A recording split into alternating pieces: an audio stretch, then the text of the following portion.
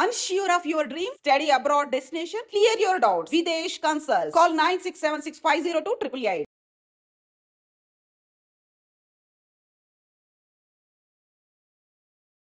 నమస్తే, welcome to I dream. పేద కుటుంబంలో పుట్టిన ప్రతి ఒక్కరికి కాలం పరీక్ష పెడతాయంటే ఏదో అనిపిస్తుంది. కానీ ఇప్పుడు నేను మీకు ఒక సంఘటన చూపించబోతున్నా. అంటే అతి పేద కుటుంబంలో పుట్టిన వాళ్ళకి ఇలాంటివి వస్తాయా, లేకపోతే మధ్యతరగతి వాళ్ళకి కూడా వస్తాయా, కానీ వీళ్ళని చూపిస్తే మాత్రం మీరు ఖచ్చితంగా షాక్ అవుతారు. ఒకసారి అన్నం చూపిస్తా. అంటే మామూలుగా ప్రతిరోజు మన కాలనీలోకి, మన ఇంటి ముందుకు, మన గేటు దగ్గరకు వచ్చి విజిలేసి చెత్త, అంటే మన ఇంట్లో ఉండే చెత్తని, తడి చెత్త పొడి చెత్తని తీసుకుపోయే వాళ్ళు డ్యూటీ చేస్తూనే ఉంటారు, జిహెచ్ఎంసీ ఎంప్లాయీస్. అయితే అలా ఆటో నడుపుకుంటున్న ఒక అన్న మాత్రం తన చంటి బిడ్డని, 2 నెలల బేబీని ఆటోలో ఒక ఊయలలాగా కట్టి అందులో తనని ఆడించుకుంటూ, తన పాపని ఇంటి దగ్గర చూసేవాళ్ళు లేక భార్య భర్త కుటుంబ పోషణ కోసం వాళ్ళిద్దరూ కష్టపడుతున్నారు. అయితే ఇప్పుడు నేను అన్నని మాట్లాడించే ప్రయత్నం అయితే చేస్తాను.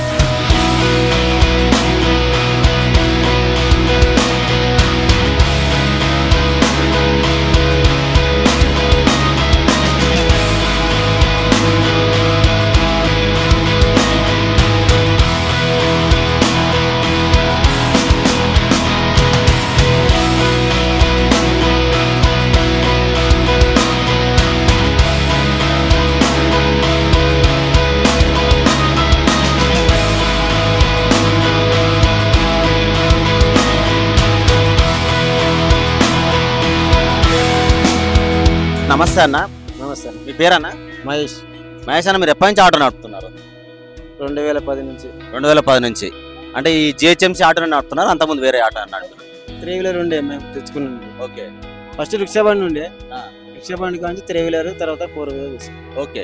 అయితే ఇప్పుడు మీరు ఇప్పుడు ఆటో లోపల ఈ ఊయల కట్టి ఆ పాపని మీతో పాటే జర్నీ చేపిస్తున్నారు కదా, ఎంత ఉంటుంది పాప వయసు? 2 నెలలు. 2 నెలలు. అంటే పాపని ఆటోలో కట్టి తీసుకుపోవాలనేది ఎందుకన్నా అంత రిస్క్ ఎందుకు చేస్తున్నారు మీరు? ఎందుకంటే ఇక మాకు ఇదే జీవనం ఉపాధి. ఇంటికాడ ఎవరు లేరు పట్టుకునే వాళ్ళు. ఇక మేము ఒక నెల 2 నెలల తర్వాత పిల్లల్ని ఇట్లా ఉయ్యాలు తీసుకుని వచ్చి పని చేసుకుంటూ ఉంటాం. ఇప్పుడు మీ ఇంటి దగ్గర చూసే వాళ్ళు ఎవరు లేరు అంటే మీ అమ్మ నాన్న ఎక్కడ ఉంటారు? ఉండరు, ఇక్కడ మీతో పాటు ఉంటారు? దాని పేరు మా అమ్మ పేరు. ఓకే. అంటే మీకు ఎంతమంది పిల్లలు? 5 మంది. 5 మంది. నీకు ఆడపిల్లలు ఎంతమంది, మగ పిల్లలు ఎంతమంది? 3 అమ్మాయిలు, 2 అబ్బాయిలు. ఎందుకన్నా? ఎందుకంటే ఈ రోజుల్లో ఒక్కరిని లేదా ఇద్దరిని చూసుకోవడమే చాలా ఇబ్బంది అవుతుంది. ఎందుకంటే ముఖ్యంగా పేద కుటుంబాలు పెట్టిన వాళ్ళకు చదివించుకోవాలి, పోషించాలని ఇబ్బంది అవుతుంది. మీరు ఎందుకు 5 పిల్లల వరకు ఉన్నారంటే ఏం చెప్తారు? ఏంటంటే ఇక నేను ఒక్కనే, మా వాళ్ళు ఎవరు లేరు, అట్లా నేను. మీ అమ్మ నాన్నకు నువ్వు ఒక్కడవేనా? అక్క చెల్లెలు ఎవరు లేరు? మరి ఇంత ఎండలా రోజు తిరుగుతావు కదా అన్న, ఇబ్బంది కావట్లేదా? పాపకి ఏం ఆరోగ్య సమస్యలు రావట్లేదా? వస్తాయి. ఇక పని చేయాలంటే ఇక ఇంటికాడ ఉంటే కుదరదు కదా. ఇక ఒక 2 నెలలు, ఇప్పటికే 2 నెలలు ఉండదు ఇంటికాడ. మరి మీరు మీ భార్యని ఇంటి దగ్గర ఉంచి పిల్లలకు తోడు ఉంచొచ్చు కదన్న. మరి మీతో పాటు మీ భార్యని పిల్లల్ని ఎందుకు ఇట్లా తిప్పుకుంటున్నారు మరి? ఒక్కంతో కాదు, ఓకే. ఇద్దరు ఉంటే తొందరగా అవుతుంది, పని కూడా ఈజీ అవుతుంది. ఒక్కరి వల్ల అయితే మనం దిగి వేసుకోవాలంటే చాలా ఇబ్బంది అవుతుంది, టైం చాలా అవుతుంది, మళ్ళీ కంప్లైంట్లు వస్తాయి. ఓకే. టైంకి రావట్లేరని కంప్లైంట్ వస్తాయి. అందుకే ఇద్దరం వస్తాం. మొత్తానికి ఎవరిని ఇబ్బంది పెట్టొద్దు, చెత్తేసే కస్టమర్లను కూడా ఇబ్బంది పెట్టొద్దు అని చెప్పేసి మీరు రిస్క్ అయినా పర్లేదు పిల్లల్ని తీసుకొని పోతున్నట్టు. అవును. పాప ఏమైనా ఈ ఎండకు ఇబ్బంది పెట్టడం చేస్తుంటుందా? ఎక్కువ ఏడవడము, ఎండ హీట్ ఏడుస్తుంటుంది. ఇంకైనా మేము ఆగి కొంచెం ఒక 2 నిమిషాలు ఆగి చూసుకొని వెళ్తాం. ఎలాంటి జాగ్రత్తలు తీసుకుంటారు అన్న మీరు? ఇప్పుడు పాప మీతో పాటే వస్తుంది, ఎండ హీట్ ఉంది అంటే తనకు ఇబ్బంది కలగకుండా కొంచెం కూల్గా ఉండేటట్టు ఎలాంటి ఏమన్నా తనకు ఫీడింగ్ పర్పస్ అని ఎట్లా చూస్తున్నారు మీరు? పాల డబ్బు ఉంటుంది, పాల డబ్బు పెడతాం. ఆటోలో ఏసీ ఉండదు, కంప్లీట్గా ఎండ అయితే ఖచ్చితంగా తాకుతుంది. మీరు ఆటోలో ఉత్తగా కూర్చున్నా కూడా హీట్ అనేది ఖచ్చితంగా ఉంటుంది. ఇబ్బంది ఏం పెట్టట్లేదా పాప? పెడుతుంది, ఇంకా తప్పదు కదా, చేసుకోవాలి. ఏడుస్తూ ఉంటుంది, కొంచెం పాపుతా బండి, మళ్ళా పాలు ఇచ్చినాక మళ్ళీ పోతూనే ఉంటాం. ఎన్ని రోజుల నుంచి మీరు పాపని, ఇప్పుడు 2 నెలలు అంటారు కదా అన్న, ఎన్ని రోజుల నుంచి మీరు ఆటోలో పాపని తీసుకెళ్తున్నారు? ఇట్లా ఇప్పుడు 10 డేస్ అయింది రాబట్టి. 10 డేస్ అవుతుంది. 10 డేస్ లో ఏం ఇబ్బంది పెట్టకుండా మంచిగా ఉందా? మంచిగా ఉంది. ఇంకా మొన్న జ్వరం వచ్చిండే, వాంతింగ్స్ అయింది. ఓకే. హాస్పిటల్కి చూపెట్టిన. అంటే ఇప్పుడు మరి మీ కాలనీలో ఉన్న వాళ్ళైనా సరే, మీ సీనియర్ సుపీరియర్స్, మీ సార్లు అయినా సరే ఇట్లా తిప్పొద్దు అని ఏమైనా చెప్పారు ఈ 10 డేస్ లో? ఎవరేం చెప్పలేదు. అంటే ఇట్లా తిప్పొద్దు, ఎందుకంటే తర్వాత చిన్న పాప కదా, ఎండకి ఇబ్బంది అవుతుంది అట్లా ఎవరు అనలేదా? అంటారు కానీ ఇక మాకు తప్పదు కదా. అనేది ఏముంటది, మనం చేసుకునే పని కాడ ఇప్పుడు వాళ్ళ మాటలంటే మన పని అయిపోతుంది, ఇంకా సర్దుకొని పోతున్నాం.